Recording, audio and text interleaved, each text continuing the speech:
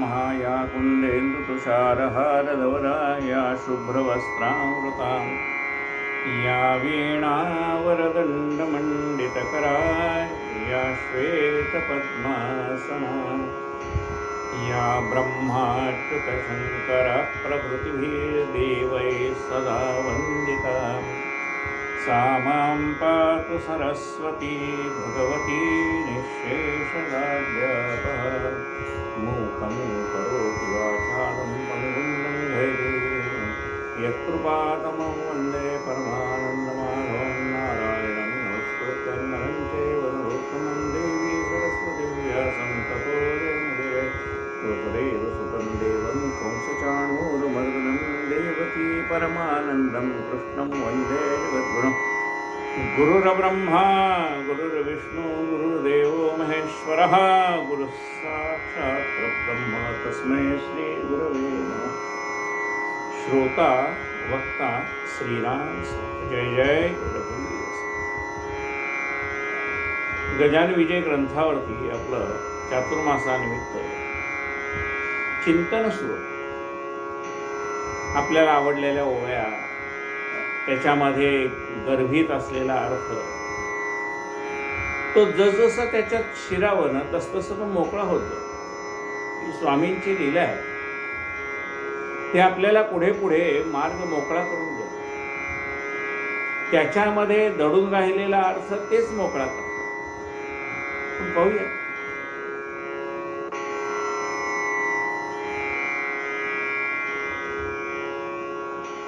नरसिंहजी महाराजांचं आणि गजानन महाराजांचं बोलणं चालतं. गजानन महाराज म्हणतात, अरे नरसिंगा तो बराय केले.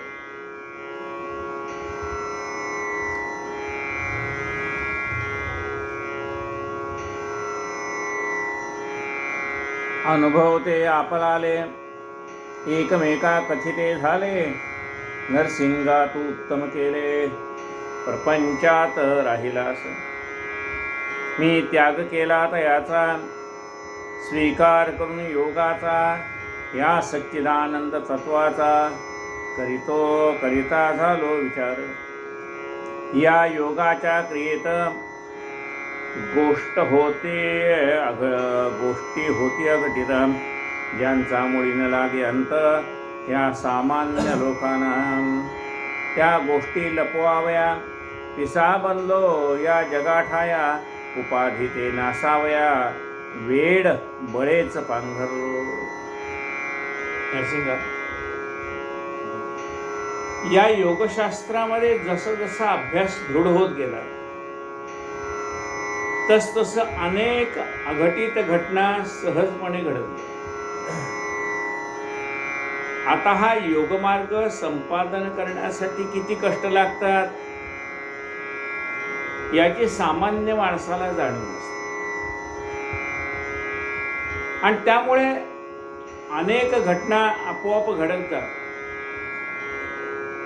सिद्धी प्राप्त होतात त्या मार्गामध्ये आणि त्या सिद्धीचा वापर संत स्वतःसाठी कधी करतात. लोकांना भक्ती मार्गाला लावण्यासाठी एखाद्या वेळेला त्या गोष्टीचा सहजगत्या उपयोग होऊन जातो.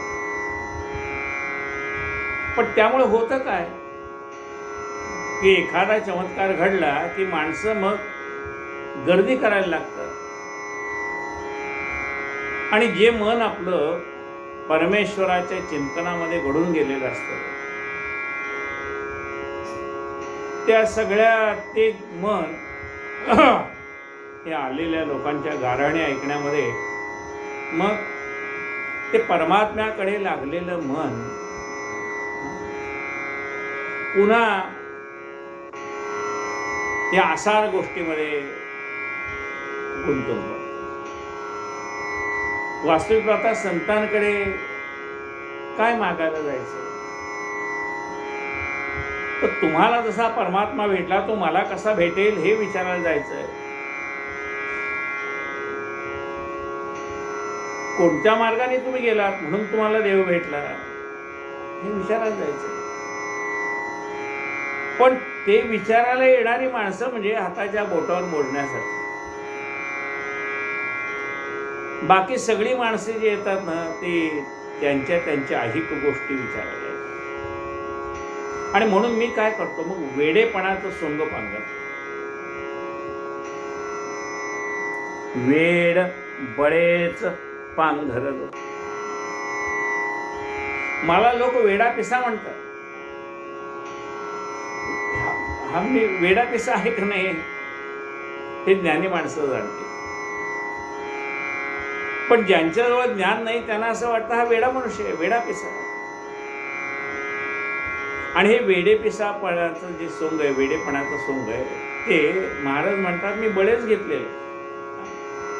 माऊली सुद्धा आपल्याला सांगतात ना, तो वेडीवे माझी दडे महिमे भेणे. आपला महिमा वाढू नये म्हणून तो वेडेपणाचा सोंग. तत्व जाणण्या कारण मार्ग कथिले आहे तीन, कर्म भक्ती योग म्हणून शास्त्रकाराने सांगितले. या भगवंताचं तत्व जाणण्यासाठी, ते तत्व काय आहे? तत्व अहम ब्रह्मस्मी, तत्वमसी. हे तत्व जाणण्यासाठी, परमात्म्याला जाणण्यासाठी तीन मार्ग आहेत. एक आहे कर्म मार्ग, एक आहे भक्ती मार्ग, एक आहे योग मार्ग. कर्म भक्ती योग म्हणून शास्त्राने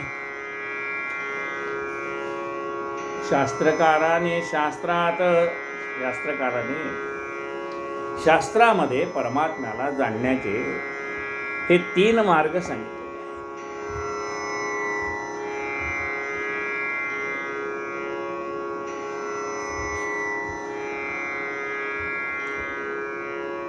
बरं, याचं काही फळ वेगवेगळं आहे का म्हणाले? म्हणजे योग मार्गाने गेला तर त्याचं फळ वेगळं, ज्ञान मार्गाने गेला त्याचं फळ वेगळं, कर्म मार्गाने गेला त्याचं फळ वेगळं, असं काही वेगवेगळी फळं आहेत का? नाही म्हणाले, या तिन्ही मार्गाने गेला त्याचं फळ एकच आहे, परमात्म्याची प्राप्ती. काल आपण गोष्ट पाहिली की रेल्वेला तीन प्रकारच्या बोग्या आहेत. एक आहे फर्स्ट क्लास, एक आहे सेकंड क्लास, एक आहे थर्ड क्लास. आपापल्या शक्तीनुसार त्या बोगीचं तिकीट काढायचं. पण मुक्कामाला बोग्या पोचताना सगळ्या एकाच वेळेला, म्हणजे एकाच ठिकाणी पोचणार. तसे या तिन्ही मार्गाने कुठल्याही मार्गाने जा, पण एकाच वेळेला तिन्ही मार्गाने जाता येईल का? म्हणजे मला फर्स्ट क्लास पण तिकीट द्या, सेकंड क्लास पण, थर्ड क्लास पण. अरे म्हणले तिन्हीचं दिन तिकीट, पण तुला कुठल्या तरी एकाच सीटवर बसता येईल की नाही? एक तर फर्स्ट क्लासमध्ये बसता येईल, नाही तर सेकंड क्लासमध्ये बसता येईल, नाही तर थर्ड क्लासमध्ये बसता येईल. म्हणून मग आपल्याला कोणता मार्ग योग्य? आपण भक्ती मार्गाने गेलो तर देव लवकर भेटेल, आपण योग मार्गाने गेलो तर देव लवकर भेटेल का आपण कर्म मार्गाने गेलो तर देव लवकर भेटेल? मग हे सांगणार कोण? आपल्याला न झेपणाऱ्या मार्गाने आपण चालू गेलो, निम्म्या अंतरातच थांबलो आणि मग मुक्कामावर पोहोचणारच नाही.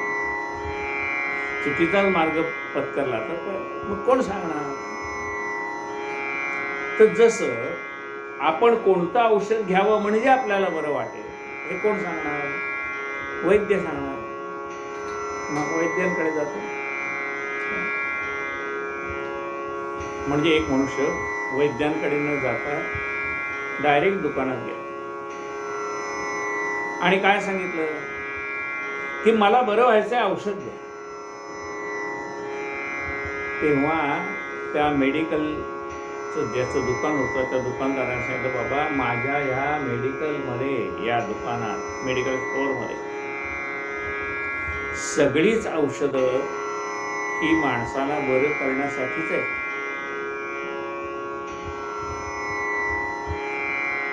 पण यातलं नेमकं कोणतं औषध तुला लागू पडेल हे डॉक्टरच सांगू शकतील, मी सांगू शकणार. मला काय माहिती आहे, प्रिस्क्रिप्शन प्रमाणे औषध देणं एवढं. मग कुणाकडे जाऊ, जा म्हणली तर वैद्य आहेत त्यांच्या, वैद्यांकडे गेला. वैद्याने त्याची नाडी पाहिली. काय आहे आपल्या शरीरामध्ये? 3 प्रकार. जसे भक्ती मार्गात 3 प्रकार आहेत ना, कर्म, भक्ती आणि योग. मग तसे 3 आपल्या शरीरामध्ये काय आहेत? वात आहे, पित्त आहे आणि कफ. वैद्य आपली नाडी पाहतो आणि पाहतो याची तब्येत कशी आहे, वातकारक आहे, पित्तकारक आहे का कफकारक आहे. मग वातकारक असेल तर त्याप्रमाणे औषध देतो. पित्तकारक असेल तर पित्त कंट्रोलमध्ये राहावं असे औषध. कफकारक असेल तर तो कफ व्यवस्थित राहा, कारण तिने आवश्यकच आहे शरीराला, म्हणून तर ते आहे. पण त्याचं प्रमाण सारखं पाहिजे.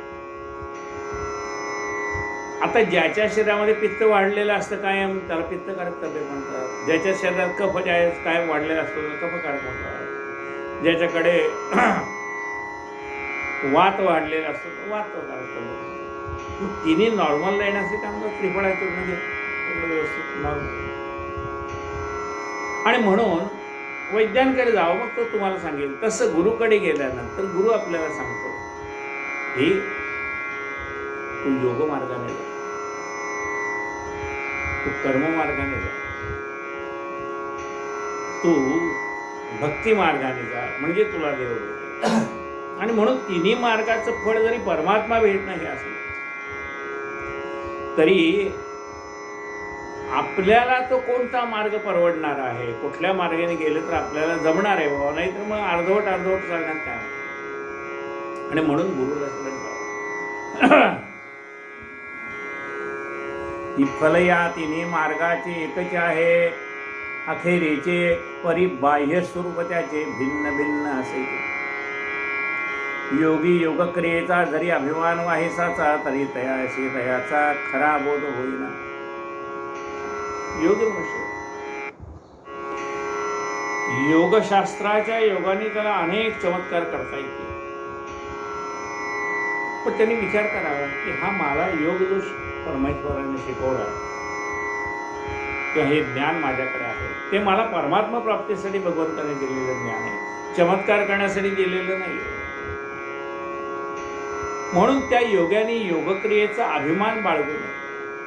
म्हणजे योग आत्मसात असावा, पण त्याच्यापासून अधिक असावा. परमेश्वराच्या प्राप्तीसाठी त्याचा उपयोग करून घ्या.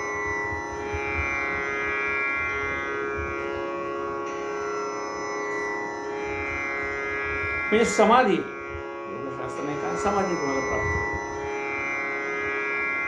मग ती समाधी एकाच जागी बसून प्राप्त होणार एक समाधी. समाधी म्हणजे काय? मन निर्विकल्प होणं, मनाला प्रगाढ अशी शांतता प्राप्त होणं. मग ती कधी तर एखाद्या माणसाला एका ठिकाणी ध्यान लावल्यानंतर ती प्राप्त होऊ शकते. पण जी समाधी म्हणजे मनाची एक अवस्था, त्याला एका जागी बसून मिळते. तीच मनाची अवस्था त्याला प्रपंचातली सगळी कामं करत असताना सुद्धा मिळणं, त्याला म्हणतात चालती बोलती समाधी. हे सुख जे समाधी लावून मिळालेलं आहे, जी मनाची शांती समाधी प्राप्त करून मिळालेली, तेच सुख, ती समाधीचा अनुभव. चालता बोलता येणं याला चालती बोलती समाधी. आता संतांना ती चालती बोलती समाधी प्राप्त झाली. ती प्रपंचाची कामं करता करताच परमात्मा स्वरूपाची प्राप्ती त्यांनी करून घेतली. ही चालती बोलती समाधी कशी? त्याला असं म्हणतात, देह प्रपंचाचा दास सुखे करो काम. देह प्रपंचाचा दास आहे, त्याची त्याला कामं करू द्या. एक मनुष्य 500 किलोमीटरवरून आला. आणि आल्यानंतर घरी आला तो पाहुणा, म्हणले मी 500 किलोमीटरवर आलो. तर त्या माणसाने विचार केला की हा किती दमला असेल, 500 किलोमीटर आला म्हणजे किती दमला असेल. बसा म्हणले, तुम्हाला गरम पाणी आहे, पाय धुवायला आधी गरम पाणी देतो, पण दमलाय, आंघोळीला गरम पाणी देतो, शेकायला देतो. म्हणजे एवढं काय काय जरूर आहे म्हणले, मला गार पाणी चालेल, पाय धुवायला गार पाणी चालेल, आंघोळीला गार पाणी चालेल, शेकाय विकायची काय आवश्यक. हो, पण एवढं तुम्ही 500 किलोमीटर जाऊन आले, तुम्ही दमले नाहीत का, थकले नाहीत का? नाही म्हणले अजिबात. म्हणले का? मी तर चक्क झोपलो होतो म्हणाले. म्हणजे म्हणले माझं स्लीपिंग बर्थचं रिझर्वेशन होतं ना, झोपून आलो. मग चालत कोण होतं एवढं 500 किलोमीटर? म्हणजे गाडी चालत होतो, मी निवांत बसलो. कोण चालत होतं? गाडी चालत होती. मी गाडीवर धावलो का? नाही, मी निवांत बसलो होतो. गाडी धावते धावू दे. तसं आपलं शरीर धावतंय ना, त्याच्यावर आपण कशाला धावायचं? आपलं मन स्थिर राहिलं पाहिजे. शरीराला धावायचं तिथे धावू द्या, घाड हिंडे त्या आकाशी जिथे तिचे चित्त पिल्लापासून. तसं आपलं मन भगवंताच्या जवळ राहावं. या देहाला काय फिरायचं असेल ते फिरू द्या. देह प्रपंचाचा दास, सुखे करो काम. त्या प्रपंचाचा दास आहे तो देह. त्या देहाला त्याची कामं करू द्या, पण आपलं मन मात्र त्याच्याजवळ राहावं. ते जी मनाची अवस्था आहे शांततेची, ती बिघडू देऊ नये. प्रपंचातल्या थोड्या काही गोष्टी मनाविरुद्ध झाल्या की ती आपली अवस्था बिघडते. कोणी काही बोललं, कोणी रागवलं, कोणी काही आपला अपमान केला, कोणी काही, ती मनाची अवस्था बिघडते. अशा प्रपंचातल्या बारीक सारीक गोष्टींनी आपल्या मनाची जी शांत अशी अवस्था आपल्याला प्राप्त झाली ना, ती ढळू देऊ नये. म्हणजे कसं, आता समजा इथे पंखा चालू आहे आणि इथे एखादा निरांजन लावून ठेवलंय, दिवा लावून ठेवलाय, तर काय होईल? या पंख्याच्या वाऱ्याबरोबर ती दिव्याची ज्योत सारखी हालायला लागेल. कधी विजेल त्याचा भरोसा. मग म्हणाले दिवा तर पाहिजे आणि तो विजला नाही पाहिजे. मग काय करावं लागेल?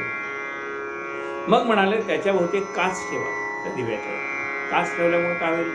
पंखा चालू असताना सुद्धा दिवा विझणार नाही. माऊलींनी सांगितलंय, काय सांगितलंय? जैसा निर्वातीचा दीपू सर्वथा नेण्याची कंपू. आता निर्वातीचा दीपू, आम्ही अगदी ज्यावेळेला पहिल्यांदा ज्ञानेश्वरी वाचायला लागलो ना, त्यावेळेला मनात एक शंका आली, माऊलीने असं कसं लिहिलं असेल? निर्वातीचा दीपू. ज्या दिव्याला वातच नाही तो दिवा कसा लागेल?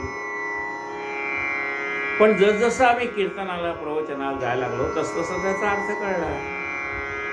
निर्वातीचा दीपू म्हणजे ज्या दिव्याला वारा, वात, निर्वात, वात म्हणजे वात, निर्वात, ज्या दिव्याला वाऱ्याचा स्पर्श होत नाही तो दिवा शांतपणे ठेवतो. म्हणजे काचेचा ठेवलेला दिवा शांतपणे ठेवतो.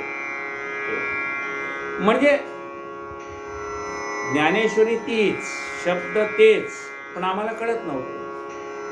सत्संगाला जायला लागल्यापासून त्यामधला जो गर्भितार्थ आहे, गुह्यार्थ आहे, तो कळायला. निर्वातीचा दीप म्हणजे ज्या दिव्याला हवेचा स्पर्श होणार नाही तो दिवा.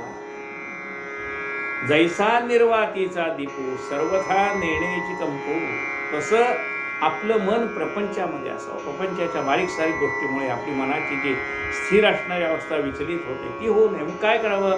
त्याला काच घालावी. म्हणजे अशी काच बाजारात मिळते का? म्हणजे बाजारात मिळत नाही. मग कुठे मिळते? संतांच्या जवळ. म्हणजे संतांनी काय काचेचं दुकान काढले नाही. ती काच म्हणजे कुठली आहे? संतांच्या संगतीमध्ये गेला की आपल्या मनातला विवेक जागृत होतो आणि ही विवेकरूपी काच त्याच्या भोवती असली की मग प्रपंचामध्ये घडणाऱ्या अनेक चांगल्या आणि वाईट घटनांचा आपल्या मनावर काही परिणाम होतो. जीवनामध्ये चांगल्याही घटना घडत असतात. चांगल्या घडला म्हणून काही तो आनंदाने झैझै नाचत नाही, का एखादी गोष्ट मनाविरुद्ध घडली म्हणून तो विचलित होतो. मग असा हा विवेकाचा दीपू तो ज्यावेळेला आपण लावतो ना त्यावेळेला, म्हणून ते काय म्हणाले की आपण योग जरी प्राप्त झाला तरी योगाचं आपल्याला अहंकार होतो उपयोगी नाही. योगक्रिया करून अलिप्त राहावे त्यापासून कमलपत्रा समान तरी तत्व कळू. कमलपत्र कसं आहे, पाण्यात राहतं पण पाणी आपल्यात शिरू देत नाही. तसं पाणी आपल्यात शिरू देऊ. कसा प्रपंच आपल्यामध्ये शिरू देऊ नये. प्रपंचात राहावं पण प्रपंच आपल्यामध्ये शिरू देऊ नये. कसं म्हणाले, नाव आहे, नावेत बसलं तर ती नाव कुठं वाळूवर आहे का? नाही म्हणाले, नाव पाण्यात आहे, अथांग पाणी आहे. त्या नावेमध्ये बसून आपण पहिलं तीराला चाललो. कुठपर्यंत जाऊ शकाल? जोपर्यंत नाव पाण्यात आहे तोपर्यंत. ज्या क्षणाला त्या नावेत पाणी भरेल ना, त्यावेळेला नावही बुडेल आणि तुम्ही बुडाल. म्हणून असं म्हटलंय, पाण्यात नाव असावी पण नावेत पाणी नसावं. तसं आपण प्रपंचामध्ये असावं पण प्रपंच आपल्यामध्ये शिरू देऊ नये. नाहीतर ती नावही बुडतील, प्रपंचही बुडतो. तसं आपली गोष्ट. यापरी प्रपंचाची स्थिती नरसिंगा आहे साची. याप्रमाणे की काय म्हटलं नरसिंगाला, अरे प्रपंचामध्ये काय सावधानता बाळगायची. तर हे अलिप्त राहणं जे आहे कमलपत्रासारखं, तसं आपल्याला प्रपंचात राहायचंय पण अलिप्त राहायचं. आपल्याला मुलगा झाला तर मग आपलं काय कर्तव्य आहे बाबा? त्याला शाळेत घालणं आपलं कर्तव्य, त्याला ट्युशन लावून देणं आपलं कर्तव्य, त्याला वह्या पुस्तकं आणून देणं आपलं कर्तव्य. पण चांगले मार्क मिळवायचे का नापास व्हायचं हे त्याचं नशीब आहे. त्यांनी प्रयत्न केले तर चांगले मार्क मिळतील, नाही मिळालं तर नापास होईल, याच वर्गात त्याच वर्गात. आपल्याला त्याचं वाईट वाटायचं कारण याचा अर्थ मी काही कमी केले का त्याला, त्यांनी लक्ष दिलं नाही त्याला मी काय करू. त्याला दोन रट्टे घालून पुन्हा लक्ष द्यायला लावायची गोष्ट नाही राहील. म्हणजे आपण आपलं कर्तव्य, प्रपंचातली आपली कर्तव्य आपण करत राहावी. मुलाला चांगलं शिकवावं, त्याला चांगलं नोकरी व्यवसायाला कसं लागेल ते पाहावं, त्याचं लग्न करून द्यावं, त्याला काय आवश्यक गोष्टी द्यावं. पण त्याच्या सुखदुःखामुळे आपलं मन कशाला अस्थिर होतं. त्याला सगळं देऊन जर त्याला अक्कल नसेल तर त्याला आपण काय करणार. म्हणजे प्रपंचामध्ये बघा महाराजांच्या वाक्य आहेत, काठे गुरुजींच्या पदरची वाक्य नाही.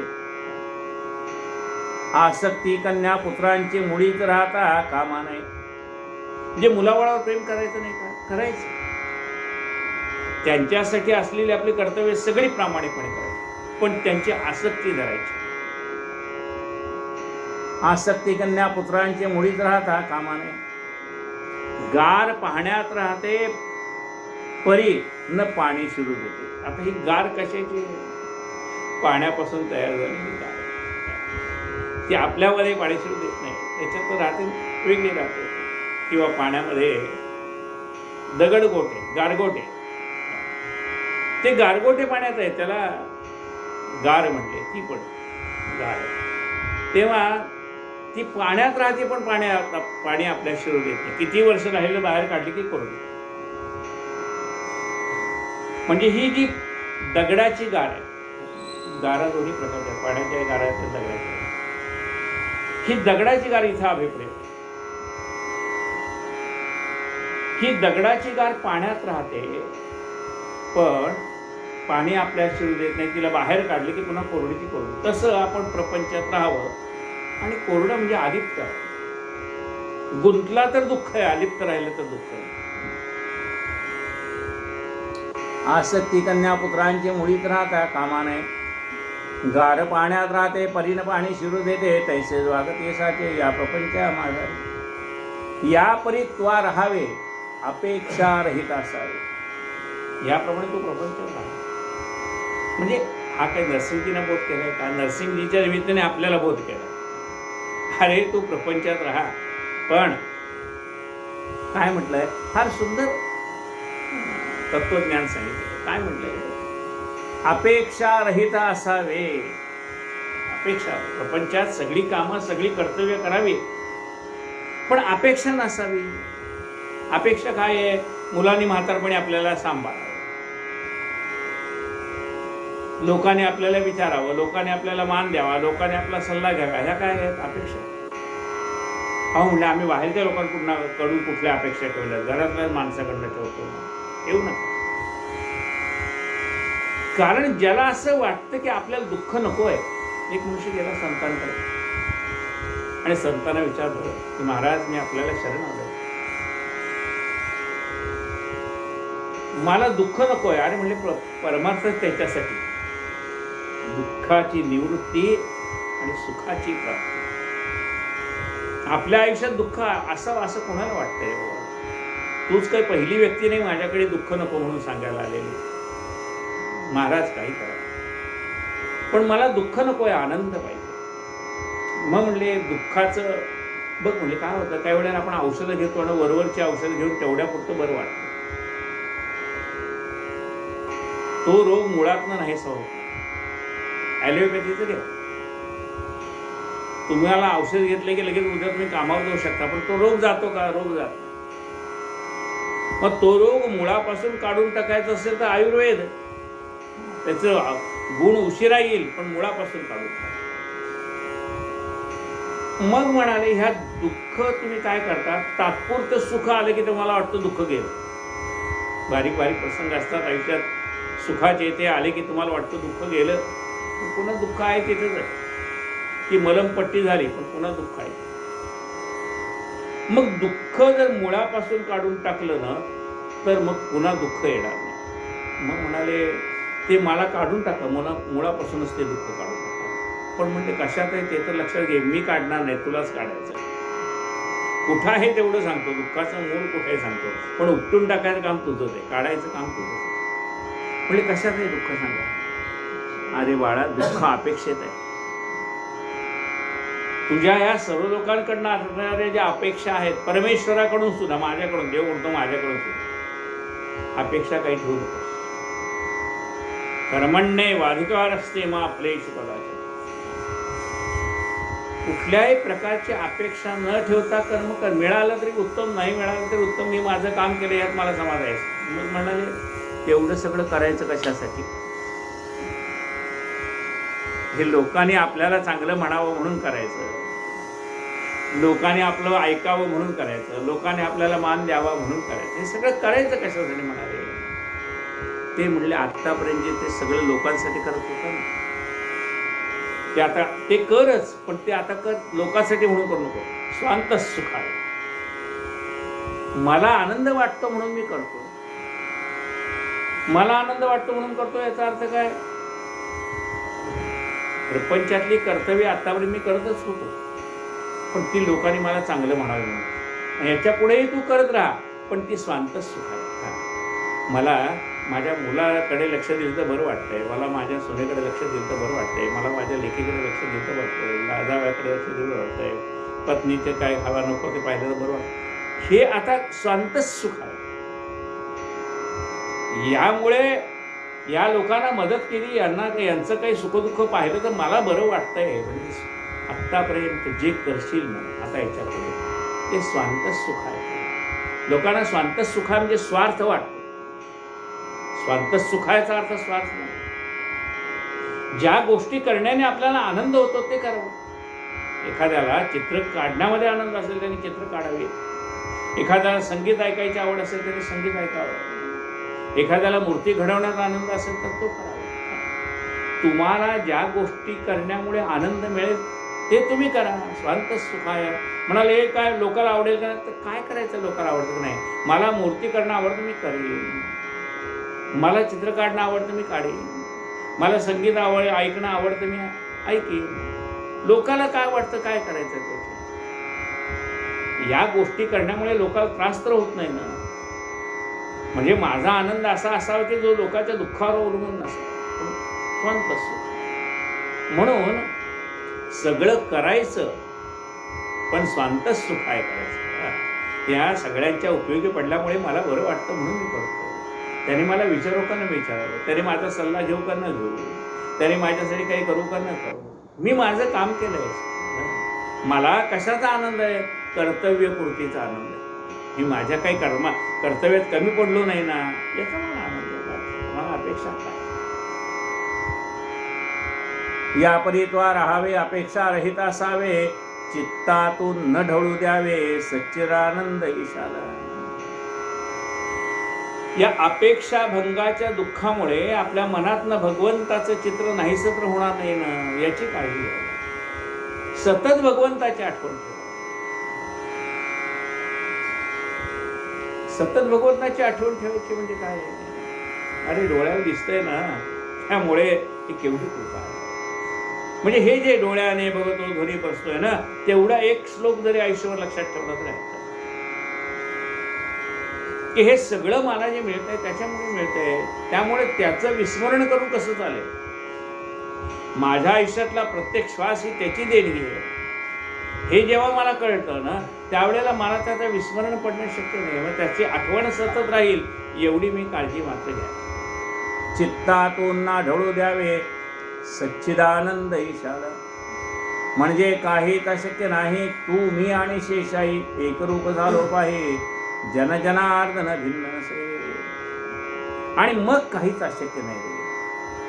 तू मी हे जे द्वैत आहे ना ते निघून जा. तू मी आणि शेषशाही सगळे एकच आहोत. तू काय मी काय आणि शेषशाही परमात्मा, परमात्मा भगवान गोपाळ कृष्ण एकच. हा सत्संगाचा महिमा. संत चरण रज लागता सहज वासनेचे बीज जळोनी जाये, मग राम नामी उपजे आवडी सुख घडो घडी वाटू लागे. तेव्हा त्या सांगतात काय संतांच्या चरणाचा महिमा काय हाच आहे की त्याला विचारलं की बाबा तुला एवढा संत चरणाचा महिमा कळला तर आता तुझ्या मनाची अवस्था कशी आहे? चित्तातून ढळू द्यावे हे जे आहे. आणि पुढची होई बघा, तू मी आणि शेषाई एकरूप आहो पाही, जन जनार्दन भिन्न असे. जन जनार्दन भिन्न असे म्हणजे सगळं एकच आहे. हे कधी कळलं? तर संतांचे जसे उपदेश आपण ऐकत गेलो, आचरणात आणत गेलो, तसतसे कळायला लागलं. संतांनी काय सांगितलं? त्या रामरायाच्या सगुण मूर्तीचं वर्णन केलं. राम सर्वांगी सावळा, हेम अलंकार पिवळा, नाना रत्नांच्या माळा अलंकार शोभती,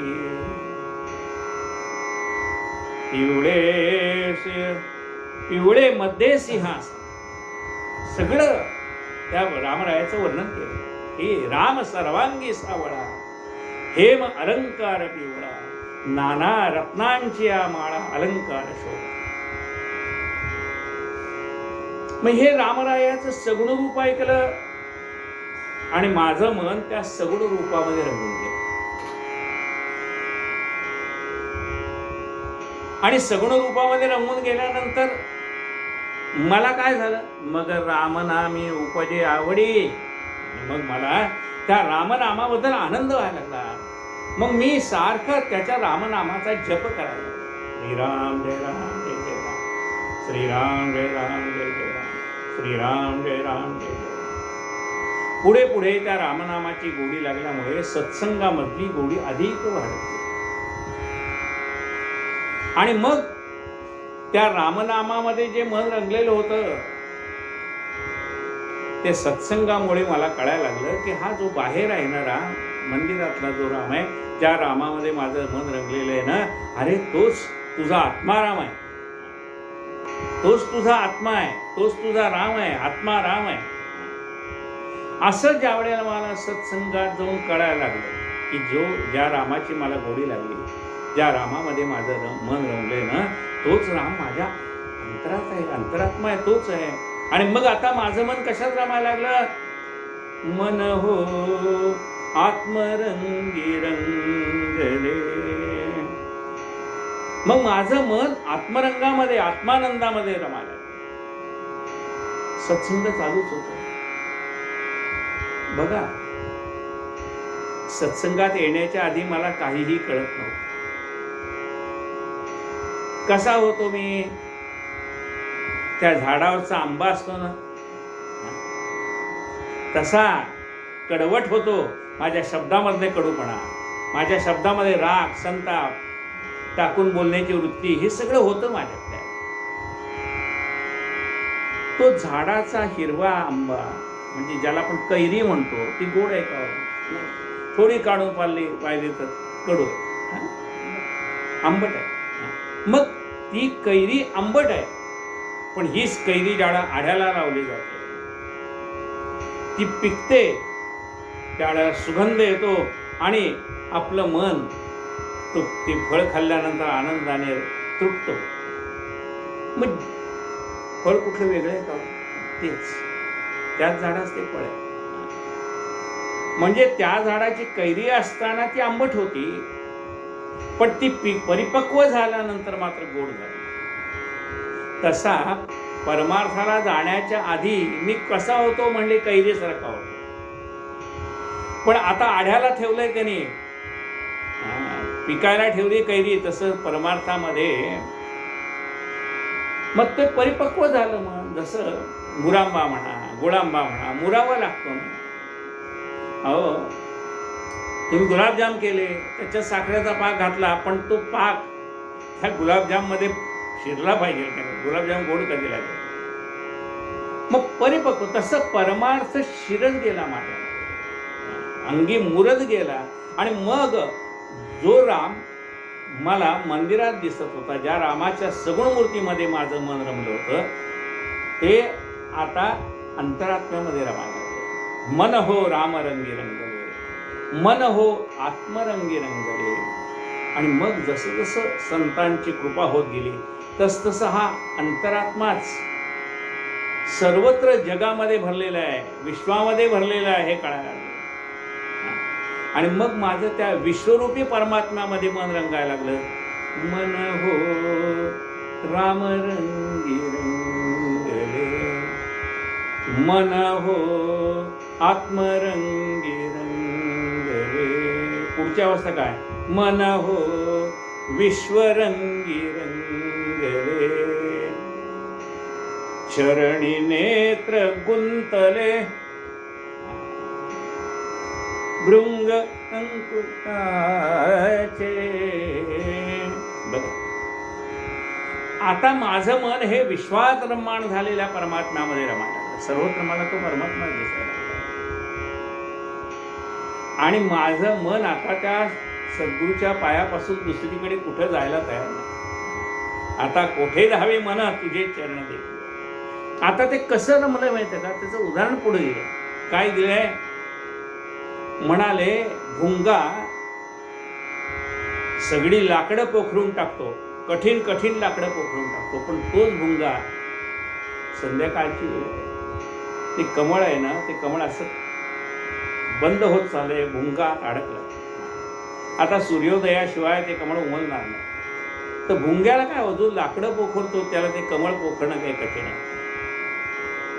पण नाही, ते त्याच्यामधला आस्वाद घेत बसलेले, आतलं मकरंद आहे, तो मकरंद सेवत बसला. चरणी नेत्र गुंतले, भृंग अंकुटाचे,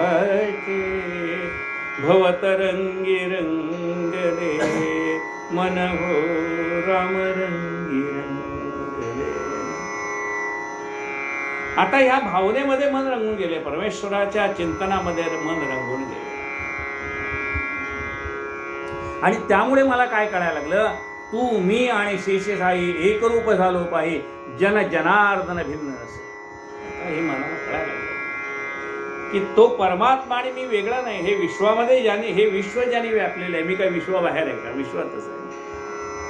आणि त्यामुळे हे सर्व एकच आहे, हे कळायला लागलं.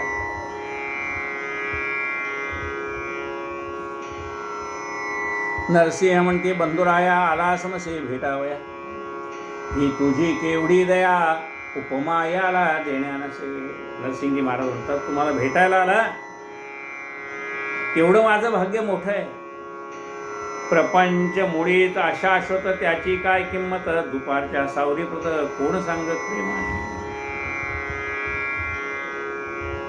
अरे झाडाला उन्हामध्ये दुपारच्या वेळेला सावली पडते झाडाची, पण ती काही कायम आहे का? ती अशाश्वत आहे. सूर्य मावळला की ती सावली गेली. म्हणजे सावली आहे, पण ती कशी अशाश्वत आहे. तसा प्रपंच हा अशाश्वत आहे. कोणी तिथे कायम राहायला आलेलं नाही. ताम्रपट घेऊन कोणी आलंय का? एक साधू आला आणि तसाच राजवाड्यात घुसला. लोक त्याला थांबा थांबा थांबा म्हणत होते, पण कुणाचं ऐकलं नाही. घुसला. राजा आला, नमस्कार केला. साधू म्हणले, महाराज बसा आपण इथे, पण माझ्या मनामध्ये एक शंका आहे, त्याचं उत्तर द्या. हो म्हणले, दे का बसले. महाराज, एवढी माणसं आपल्याला अडवत होती, पण आपण कुणाकडे लक्ष न देता सरळ आतमध्ये शिरला त्या राजवाड्यात. ही का राजवाडा म्हणजे काय धर्मशाळा आहे? ही काय राजवाडा म्हणजे धर्मशाळा आहे काय? म्हणजे धर्मशाळेत कुणी यावं कुणी जावं असं? हो म्हणले, धर्मशाळाच आहे. राग आला राजाला. आपल्या राजवाड्याला हा धर्मशाळा म्हणतो म्हणला. राग आला. राजाने साधूला विचारलं, ही धर्मशाळा कशी आहे? म्हणाले, तू यायच्या आधी म्हणजे तू जन्मायच्या आधी इथे कोण राजा राज्य करत होता? नाही म्हणले, आमचे वडील राज्य करत होते, मग मी जन्माला आलो, मग राजपुत्र झालो. मग आता वडील कुठे गेले? म्हणले, मग आता कोण राज्य करतं? मी राज्य करतो. मग तू जन्माला येण्याच्या आधी तुझ्या वडिलांनी राज्य केलं, बरोबर आहे? हो. मग वडिलांच्या आधी कुणी राज्य केलं? कारण ही तुमची हजारो वर्षाची परंपरा आहे. हो म्हणाले, वडिलांच्या आधी आमच्या आजोबांनी राज्य केलं, त्याच्या आधी पणजोबांनी राज्य केलं, त्याच्या आधी खापर पणजोबांनी राज्य केलं. म्हणले, म्हणजे एक गेला आणि दुसरा आला असंच ना? एका वेळे काही सगळे सिंहासनावर बसले का? नाही म्हणले, एका वेळे आमच्याकडे एकच बसतो. मग म्हणाले, खापर पणजोबा गेले, ते सिंहासन रिकामं झालं, त्याच्यावर तुझे आजोबा बसले. आजोबा गेले, ते सिंहासन रिकामं झालं, त्याच्यावर तुझे वडील बसले. वडील गेले, ते सिंहासन रिकामं झालं, मग तू बसलास. तू गेल्यानंतर कोण बसेल? माझा मुलगा बसेल ना म्हणाले. मग म्हणले, ही धर्मशाळा नाही तर काय? एक जातो आणि दुसरा येतो. अरे अशाश्वत आहे.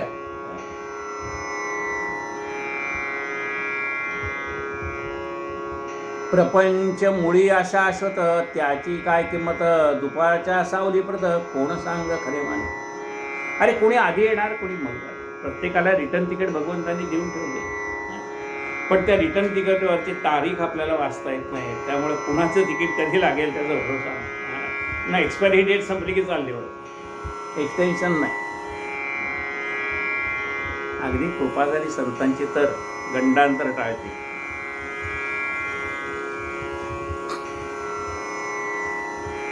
तू कथले दयावरी तैसाच वागेन भूवरी, मी जाणवरच्यावरी अशीच भेटी द्यावी.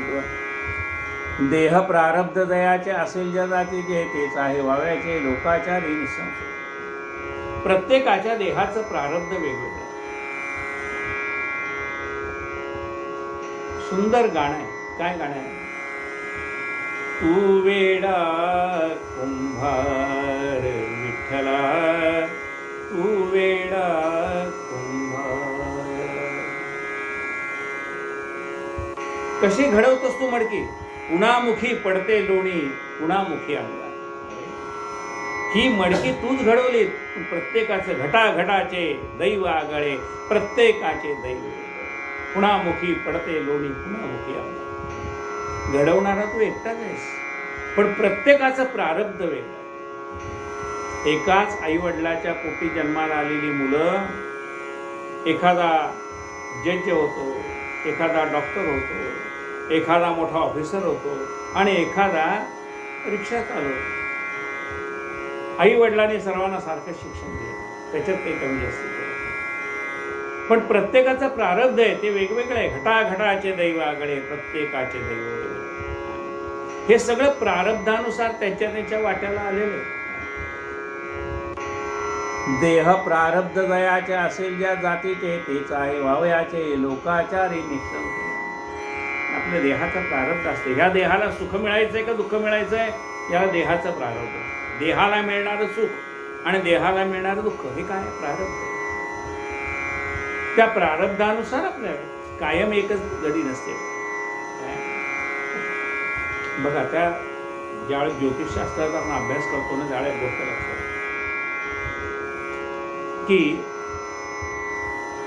चंद्र एका राशीला किती दिवस? म्हणले 2.5. बर म्हणाले एक ग्रह म्हणजे सूर्य समजा, तो एका राशीला किती दिवस राहील? म्हणजे 1 महिनाभर त्या ग्रहामध्ये राहतो. बर म्हणाले गुरु त्या राशीमध्ये किती दिवस राहतो? म्हणजे 1 वर्षभर राहतो. 1 वर्ष झाली पुढच्या राशीला चालतो. म्हणजे प्रत्येकाचा काळ वेगवेगळा आहे. चंद्राची पिढा आली तर चंद्राची पिढा किती दिवस राहील? 2.5 दिवस. तो पुढच्या घरात गेला किती कमी झाली.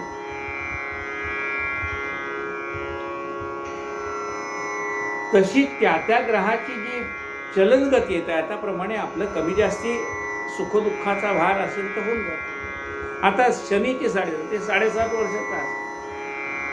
त्यातली पहिली 2.5 वर्ष फायदा देईल किंवा शेवटची 2.5 वर्ष फायदा देईल, हा अभ्यासाचा विषय ज्याचा त्याचा. कोणी विश्वास ठेवावा, कोणी विश्वास ठेवू नये, हा ज्याचा त्याचा स्वतंत्र विषय.